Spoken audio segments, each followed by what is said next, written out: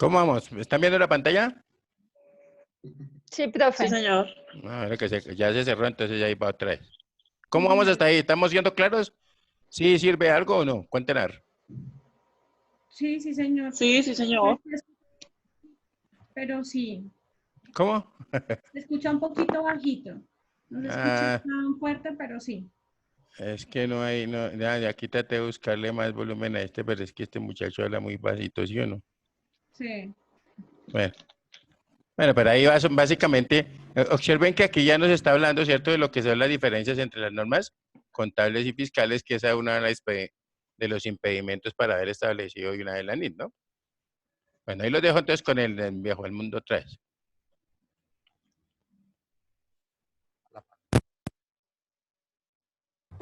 Implementemos NIT plenas, implementemos NIT para pymes, implementemos microempresas. Yo le tengo que entregar una información en unos formatos que la administración de impuestos me exige. Por lo tanto, mi software, la parte tecnológica que tendrá que estar preparada para manejar esos dos esquemas. Son dos tipos de información distintos. Son dos manejos totalmente diferentes. Yo lo puedo manejar a través de códigos distintos, lo puedo manejar a través de libros distintos. La solución, cada casa de software tendrá la manera de manejarlos de alguna manera. En bases de datos distintas, en la misma base de datos, etc. Lo que sí es claro es que yo tendré que manejar dos tipos de información, porque la metodología tributaria es distinta a la metodología de las NIF. ¿Por qué nos atrevemos a decir que son distintas? Primero, el marco legal. La ley 1314 del 2009 nos está diciendo en su artículo 4, la contabilidad no la vamos a mezclar con lo tributario. A partir de esa fecha y ratificado en el artículo 165 de la ley 1607, que fue esta reciente reforma tributaria que acabamos de expedir, entonces, basado en eso, nosotros sabemos que la información tributaria tendrá un comportamiento y la información financiera tendrá otro comportamiento. Las metodologías para determinar la utilidad son diferentes, claro. El Estado dice, yo acepto esto cuando se pague. Yo acepto esto, pero no todo, sino un porcentaje. Esto no lo acepto. Entonces mire que le coloca distintos sentidos en eso. Tengo que seguir sacando informes tributarios, declaraciones de renta, de IVA, de retención, información exógena, formato 1732. Tengo que sacar también informes contables para las superintendencias, para los bancos, para las cámaras de comercio. Vamos a tener entre esta parte contable y fiscal diferencias permanentes y diferencias temporarias. Vamos a manejar esas diferencias y les tendremos que hacer un control y seguimiento porque vamos a generar, debido a las diferencias temporarias, algo que conocemos como el impuesto diferido, que a pesar de que hoy en día existe el impuesto diferido, nosotros no lo manejamos. Lo que hemos hecho es coger nuestra contabilidad y adaptarla al estatuto tributario para que no hayan diferencias. En MIF sí va a haber diferencias. Y el que no tenga diferencias es porque no está en MIF. Es la claridad que hemos visto. Aquel que diga que no tiene diferencias entre lo contable y lo o financiero y lo fiscal, significa de que lo más seguro es que no está utilizando MIF, no está aplicando correctamente las MIF. O sea que en ese mismo punto, las entidades de control y vigilancia se darán cuenta de que no están cumpliendo las leyes. No hay necesidad ni siquiera de hacerle una auditoría. Por lo tanto, es el primer indicio de que algo no está bien. Tengámoslo totalmente seguro en ese punto. Conciliaciones patrimoniales y utilidad, claro que tendremos que seguir haciendo. Lo que pasa es que esa conciliación se vuelve más grande. Pero adicional a tener esas conciliaciones patrimoniales y de utilidad, nosotros vamos a tener que manejar dos tipos de información, porque incluso algunas personas, el impacto es tan grande que va a tener que manejar dos costeos, porque el costeo en mí tiene una estructura y el costeo tributario tiene otra estructura. Por lo tanto, entonces vamos a manejar dos tipos de información diferentes. Después de que yo, los elementos del costo tributario sean distintos a los elementos del costo fiscal, del costo financiero del IR, si son distintos los elementos contables a los elementos fiscales, si son distintos, el costeo es distinto. Si el valor de la propiedad, planta y equipo, de sus elementos del costo, son distintos a los elementos fiscales o contables de la propiedad, planta y equipo, que se llaman activos fijos en lo fiscal, entonces yo voy a tener diferente. La base de depreciación será diferente. Y al ser la base de depreciación diferente, el gasto de depreciación será distinto. Voy a tener que controlar todo ese tipo de circunstancias. Lo interno. La fiscal, el estatuto tributario, nos demanda a nosotros a manejar una serie de requisitos. Por ejemplo, solo por citar uno, el artículo 771-2 me dice, si usted no tiene factura o documento equivalente, sus gastos no son deducibles, sus impuestos no son descontables. En NIF eso no existe. En NIF tengo que reflejar una realidad económica, independiente de que yo tenga una revisión, una factura, una orden de despacho, lo que tenga. ¿Yo qué es lo que tengo que evaluar en NIF? ¿Ya me transfirieron los riesgos? Sí. Entonces eso. Entonces fíjese que cambia el control interno fiscal. Eso es claro. Ahora bien, para no tener una discrepancia tan grande entre lo fiscal y lo contable, yo puedo empezar a analizar ese control interno y ese control interno puedo empezar a unirlo.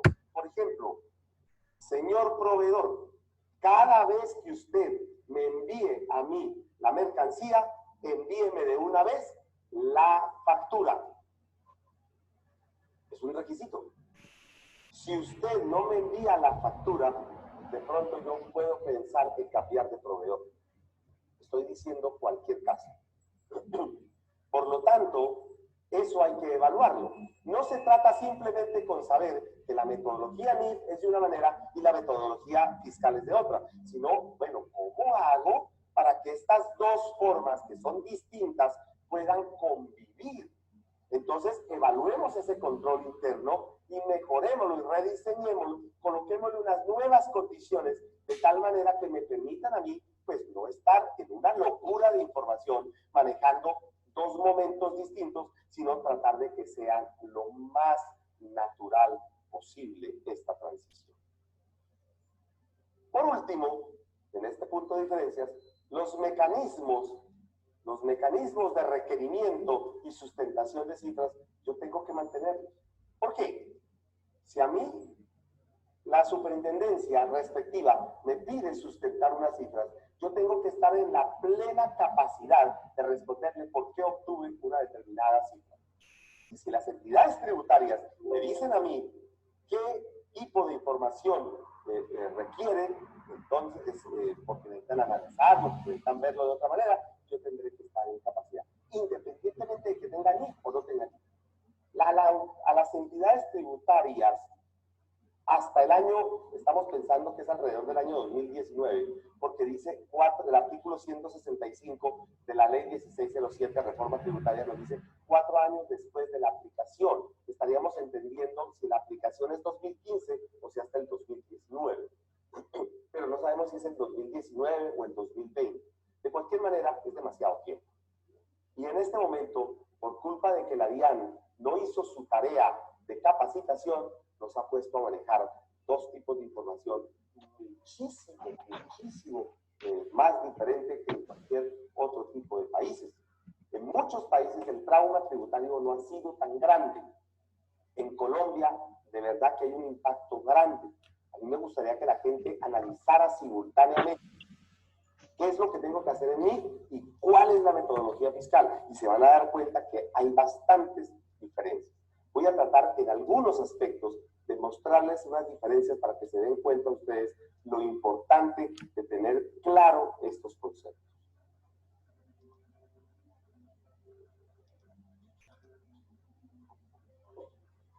En inversiones, vamos a hacer un paneo para luego entrar a hacer el detalle. En inversiones, por ejemplo, tenemos que mirar qué instrumentos financieros vamos a manejar. O sea, NIC 39 y NIC 9, sección 11 y 12. Vamos a ver si reclasificamos algunas inversiones como asociadas, como negocios conjuntos, como inversiones en subsidiarias. Y ahí están las correspondientes NIC y secciones, dependiendo si es plena o pyme. En los inventarios, que es la NIC 2 de plena sección 3, vamos a ver si vamos a manejar el método de valoración, si tenemos cambios en la medición, o sea, en la forma en que vamos a valorar, bien sea porque los métodos de valoración son distintos o bien sea porque los elementos del costo son distintos. Y a ver si vamos a manejar promedio, tipo, BEPS, o vamos a manejar retail, última compra, identificación específica. Todo esto lo vamos a ampliar. Estamos dando el panorama general. Vamos a ver, mirar a ver si tenemos que reclasificar repuestos a propiedad, planta y equipo. Vamos a ver si tenemos que reclasificar activos biológicos o contratos de construcción, si los tenemos que llevar a otro tipo de agrupación. Los deudores, si son instrumentos financieros o no son. Su cambio de nombre es significativo, cuentas por cobrar, o si vamos a deteriorar la cartera de clientes y de tercero y cómo lo vamos a hacer. En la propiedad, planta y equipo, que es la NIC 16 de plena sección 17 en pymes. Si vamos a ajustar la vida útil de cada activo, si vamos a corregir esos errores, si vamos a estimar valor de salvamentos, el desmantelamiento, si vamos a valorar la propiedad, planta y equipo al costo, a valor evaluado o a valor razonable, si vamos a tener distintos métodos de visión de línea recta, si vamos a manejar activos por partes. No es que esté corriendo en el proceso, sino que todo esto lo vamos a ver detallado. Estamos mirando el panorama general. Estamos viendo todo el tema del manejo del alcance de lo que vamos a ver el día de hoy. Activos diferidos, si vamos a seguir manejando cargos diferidos o no, si vamos a manejar los gastos prepagados o no, los activos intangibles, qué vamos a hacer con esos goodwill y ese know-how que hemos estimado o hemos formado, el impuesto diferido de cada gusto de esas diferencias temporarias, qué vamos a hacer con cada uno de ellos, si vamos a tener que hacer provisiones de garantías o registros por litigios, ¿no? Recuerden que las contingencias solamente se revelan, nosotros tenemos contingencias en nuestro balance general, en el caso de la parte de pasivos. Si las obligaciones laborales, si tenemos clasificadas de corto plazo, largo plazo, si tenemos beneficios por terminación, por pensiones o algún otro tipo de beneficios a corto plazo. Obligaciones financieras por leasing, si las tenemos registradas o no las tenemos registradas. Si tenemos aportes sociales, por ejemplo, en el caso de acciones preferentes, si las tenemos que dejar en el patrimonio o las tenemos que pasar al pasivo. Por lo tanto, en este punto hemos finalizado el panorama general. Ese panorama general que nosotros tenemos nos está permitiendo básicamente saber cuál es la carta de navegación. Ingresamos entonces al primer gran rubro denominado efectivos y equivalentes al efectivo. Es el primer rubro. Vamos a hacerle un recorrido a nuestro, llamémoslo, balance de prueba. Estamos ubicados en el grupo 11 de nuestro balance de prueba, de nuestro PUC. Y vamos a mirar ese disponible. Vamos a evaluar las cuentas. Terminamos este primer rubro y abrimos nuestro primer espacio para preguntas. Por lo tanto, tenemos que entrar a definir qué es en NIF efectivo y equivalentes de efectivo. Es el punto más líquido que tiene la empresa. Algunos han dicho que tenemos que cambiarle el nombre al disponible. Bueno, yo personalmente no soy tan literal y me parece que eso es más de forma que de fondo. Pero si eso me permite a mí, si cambiarle el nombre me permite entender mejor, bienvenido. O sea, no me opongo, me parece a mí perfectamente viable. Si eso me genera un valor agregado, yo lo debería hacer. Las cuentas bancarias, las cuentas de ahorro deben estar conciliadas. Primer punto. Nosotros acostumbramos de una manera, realmente a manejar los bancos de una manera muy desorganizada. Hay empresas muy organizadas y hay otras muy desorganizadas. Los que están organizados pues son los que menos trauma van a tener aquí. Yo incluso conozco empresas que tienen conciliación diaria, hacen la conciliación diaria. En algún momento hicieron un corte y dijeron, pues ya que tenemos sucursal virtual de los bancos y yo cada día le tengo que estar pasando al gerente el reporte o a la tesorería el reporte del dinero líquido, pues puedo ir haciendo mi conciliación diaria en lugar de esperar al finalizar el mes a que me lleguen 15, 20, 50 en cantidad de hojas de un banco y empezar a conciliarlas. Incluso algunos, y déjenme decirlo, todavía me he encontrado con conciliaciones manuales. Estamos en siglo XXI y yo no consigo de que hoy en día yo me siente a puntear uno por uno.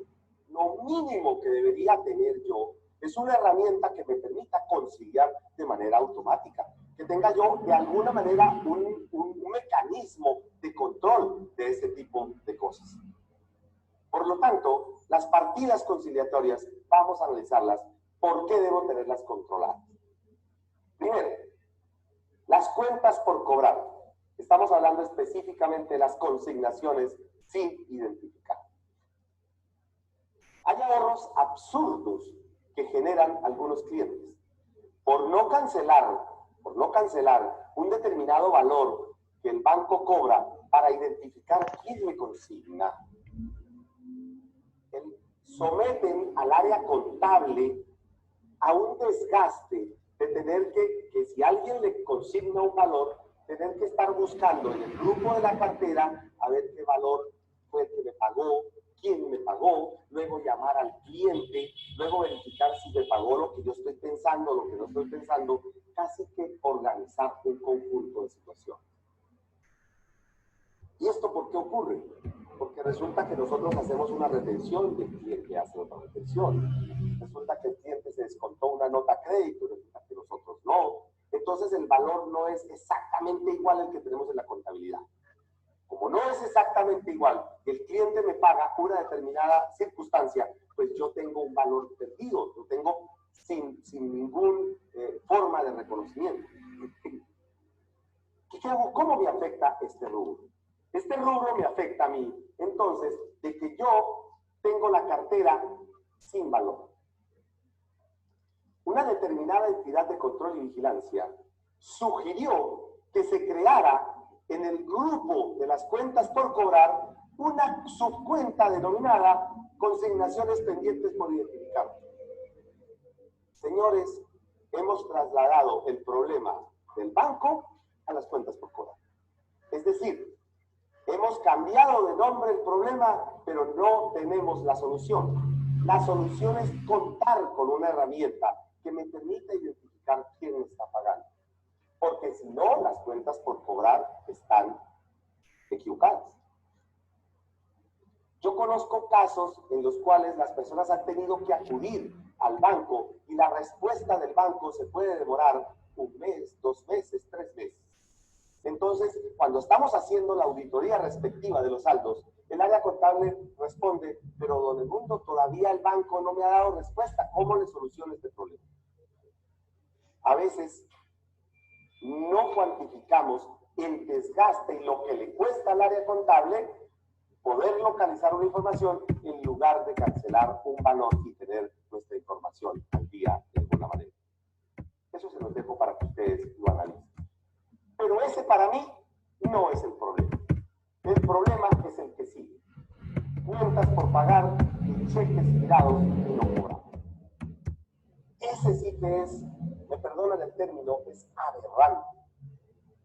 Los clientes, nuestros clientes, tienen la pésima costumbre de autorizar, girar cheques y no entregarlos, dejarlos guardados. Esa metodología totalmente equivocada hace que las cuentas por pagar estén erradas y que el saldo de la cuenta en libros bancaria esté equivocado. Porque posiblemente hasta esté generando un sobregiro interno falso, lo más seguro.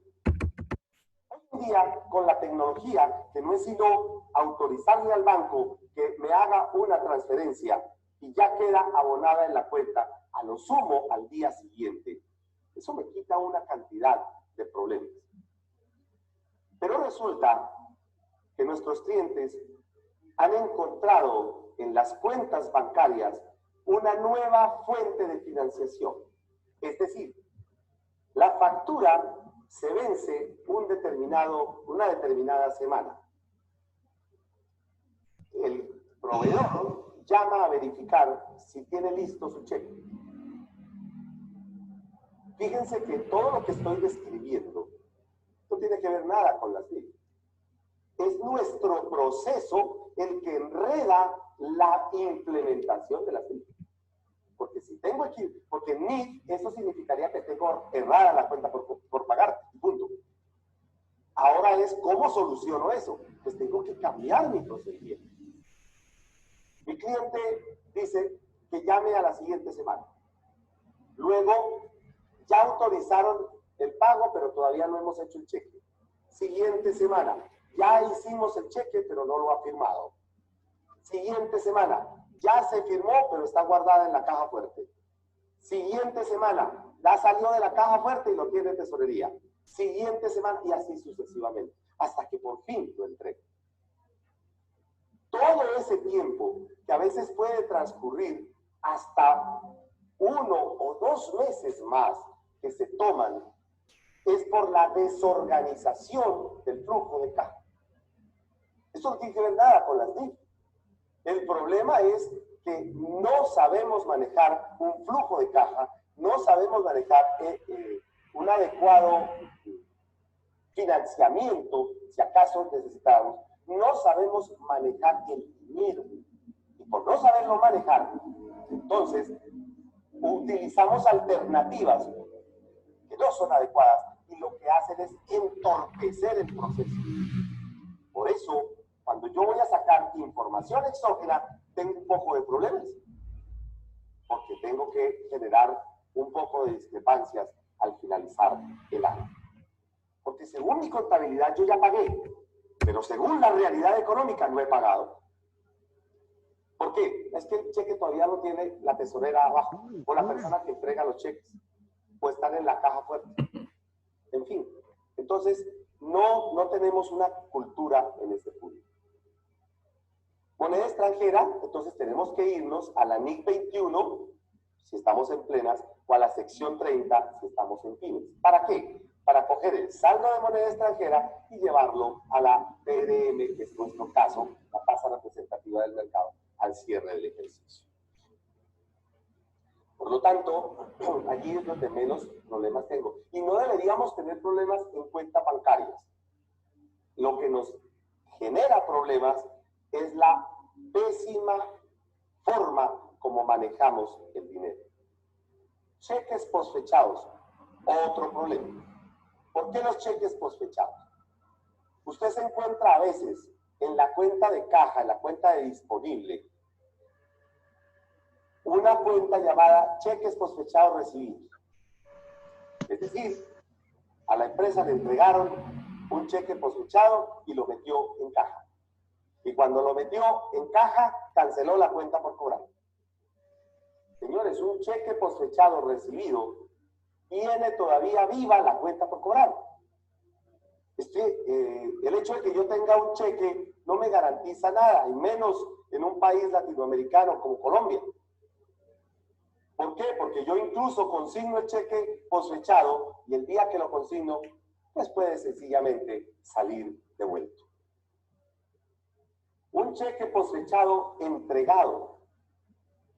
Yo cancelo la cuenta por pagar cuando estoy expidiendo el cheque, pero ese cheque tiene fecha, póngale usted, julio 15. Y llego y lo entrego, y yo realmente en la contabilidad estoy cancelando la cuenta por pagar. Yo no estoy cancelando ninguna cuenta por pagar en la realidad económica. Posiblemente en el hecho de emitir el cheque sí. Si a esto le agregamos el hecho de que los cheques posfechados no existen jurídicamente, y se los digo, yo que tengo experiencia de más de 12 años en la banca, si usted recibe hoy un cheque que dice julio 15 y lo lleva a un banco, el banco está en la obligación de pagar. Está en la obligación de pagar. Si quieren pueden averiguarlo con cualquier entidad financiera. Y ustedes lo saben perfectamente, yo no necesito ni siquiera hacerle este tipo de recomendaciones. Los cheques posfechados son un acuerdo de voluntades. Un acuerdo de voluntades que el manejarlos hacen que se mantengan allí. Si nosotros nos vamos al plan de cuentas, los cheques posfechados están registrados en cuentas de orden. Pero cuando yo me voy a las auditorías de las empresas, la gente los tiene en el disponible. Por eso me atrevo a hacer este tipo de análisis. Si yo hubiera seguido, ¿por qué? Porque eso no debería haber afectado ni mi cuenta por cobrar, ni mi cuenta por pagar. Determinar equivalentes en efectivo. Pónganle cuidado a esto. ¿Qué significa? La cuenta es, o el grupo es efectivo y equivalentes de efectivo. Inversiones a corto plazo de gran liquidez, fácilmente convertibles en efectivo, con un riesgo insignificante. ¿Qué estoy diciendo aquí? Estoy diciendo de que el equivalente de efectivo son inversiones, por lo tanto, son instrumentos financieros. Al ser instrumentos financieros, entonces, esos instrumentos financieros, por ser bajo este riesgo, se considerarían, ojo que el efectivo también es un instrumento financiero, estos instrumentos financieros de inversiones los tendría que reclasificar acá en la parte de efectivo y equivalente. O sea que un grupo de ellos tienen que estar ubicados acá. El sobregiro bancario es un equivalente al efectivo. El sobregiro interno, ese no lo es. ¿Por qué el sobregiro bancario es un equivalente al efectivo? Porque yo abro el sobregiro y con las consignaciones lo cubro. Abro el sobregiro y lo cubro. Por ese motivo es considerado efectivo y equivalentes de efectivo en NIC. Si quieren para ello, váyanse a la NIC 7 o váyanse a la sección 7 de pymes, que allí en el flujo de efectivo pueden ampliar más este tema. ¿Qué registro contable hago? Pues si tengo inversiones hoy en día, hoy, que están en el grupo 12, pues las reclasifico, las cancelo y las llevo, le hago un crédito y las llevo a efectivo y equivalentes de efectivo. Al llevarlas allá, el primer paso lo he cumplido, ya están reclasificadas. Vendrá el segundo paso. ¿Cuál es el segundo paso? Verificar si el valor que yo he trasladado corresponde NIC 39, NIC 9 o sección 11 y 12 de pymes. Ese es el segundo paso. El primero ya lo reclasifiqué. Al reclasificarlo, lo que hice fue sacarlo de la 12 y llevarlo a la 11, si le queremos poner códigos actuales. Al llevarlo acá, entonces, yo voy a tener ya reclasificado, el paso siguiente será, bueno, ¿le cambio el valor o lo dejo igual? Si lo dejo igual, paso a otro grupo. Si le cambio el valor, entonces tendré que aumentar o disminuir. Cuando estemos en inversiones, haremos ese análisis precisamente. Bueno, hagamos entonces un espacio para que los asistentes a este día de hoy nos hagan, por favor, inquietudes al respecto sobre el tema de efectivo y equivalentes de efectivo. Por favor, tomen sus saldos de cuentas en el grupo 11, que es donde más estamos ubicados, y verifiquemos qué dudas tenemos de este primer punto. Damos un campo para que ustedes entonces nos digan qué inquietudes se han presentado en este campo. Bueno, del conjunto de preguntas que nos han hecho, hay una primera que es genérica y que vamos a ampliarla. Vamos a darla muy general, pero si quieren más ampliación, en el conjunto de videos de YouTube, ustedes miren NIC y se van a dar cuenta. ¿Qué diferencias hay entre NIC y NIF? Las NIC, NIC o IAS fueron emitidas, entre el año 75 y el año 2001. ¿Quién los hacía? Los hacía un organismo conocido como IASC. Ese organismo, en el año 2001, se transforma en IFRS. Y a partir de ese momento, el IFRS, como un organismo estructural, saca dos comités, uno de ellos llamado IASB. Y el IASB es el emisor, y hay otro organismo que hace las interpretaciones y recoge información, etcétera, etcétera. Por lo tanto, cuando yo menciono el término NIF, con doble I, Norma Internacional de Información Financiera, o IFRS,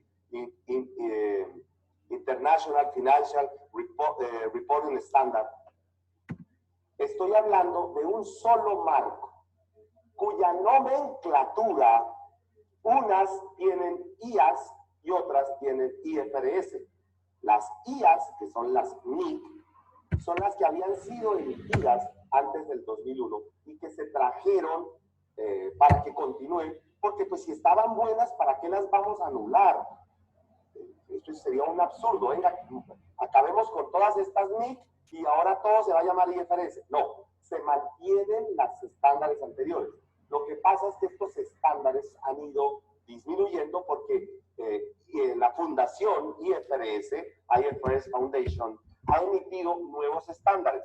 Empiezan IFRS 1, IFRS 2, NIF 1, NIF 2, NIF 3, que han sido emitidos posteriores al año 2001. Eso con relación a NIF y NIC. Repito, cuando hablamos de NIF, son uno solo.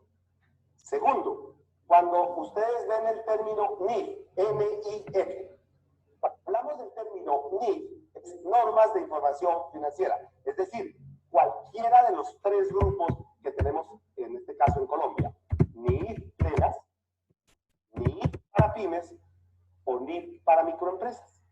O sea, normas de información financiera. Recuerden que las microempresas no van a aplicar estándar internacional, por eso solo va con una I, norma de información financiera.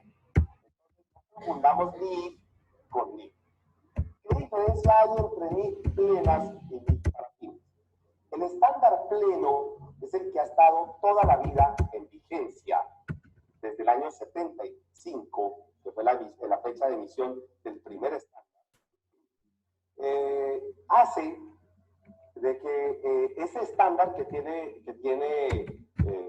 aplicación solamente para entidades de interés público que cotizan en bolsa. Es decir, solo las entidades supremamente grandes que cotizan en el mercado de valores o que captan y colocan recursos, solamente esas entidades aplicarían el pleno.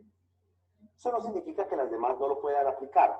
Por ejemplo, en el caso del país Uruguay, en Latinoamérica, aplica ya casi hace 25 años, más de 20 años, estamos como para alrededor de unos 23, 24 años, algo así, aplica NIF plenas.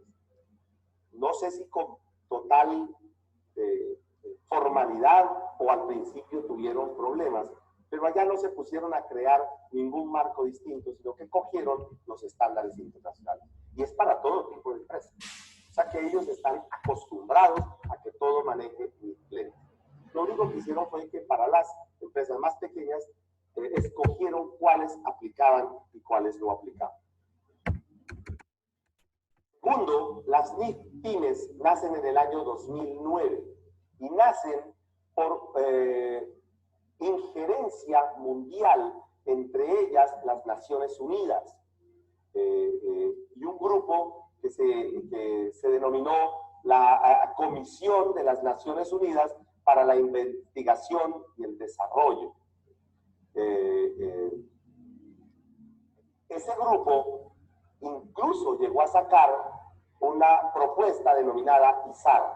Esa propuesta ISAR, que también la tuvo en cuenta el Consejo Técnico, entonces hizo de que no se cambiara. Eso es en líneas generales la diferencia de ello. También nos hacen otra pregunta con relación a los ajustes tributarios. Cuando yo arranqué esta charla, les mencioné que vamos a tener dos tipos de información. Todo ajuste que hagamos en MIF no tiene injerencia tributaria. Es decir, los saldos tributarios no los modifico, los dejo quieticos, no los cambio. Los que voy a cambiar son los saldos contables. Por eso hablé de que tenemos que llevar dos tipos de información. La información financiera, que voy a cambiar su estructura, que algunos valores los voy a cambiar y los voy a ajustar con el patrimonio, y la información fiscal, que no la voy a modificar. Yo no puedo modificar la información fiscal. Solo la cambiaría la modificación fiscal si a mí el estatuto tributario me permite. Vayámonos al estatuto tributario y se van a dar cuenta que hay opciones alternativas de declarar activos omisos, pasivos, ya sean omitidos, entonces tengo que pagar una serie de sanciones. Eso es para efectos fiscales. Nada tiene que ver conmigo. Lo que vamos a hablar el día de hoy solo tiene injerencia en el patrimonio contable, no tiene injerencia en el patrimonio fiscal. Muy bien. Vamos a continuar entonces con el siguiente rubro, que es inversiones. Antes de iniciar, nos solicitaban de que parece que algunos llegaron un poquito tarde. Nosotros vamos a estar todo el día hasta las 6 de la tarde. Vamos a hacer un break alrededor de las 10 de la mañana. Vamos a hacer el break del almuerzo, ¿no? Vamos a estar terminando un poquito más allá de las 12.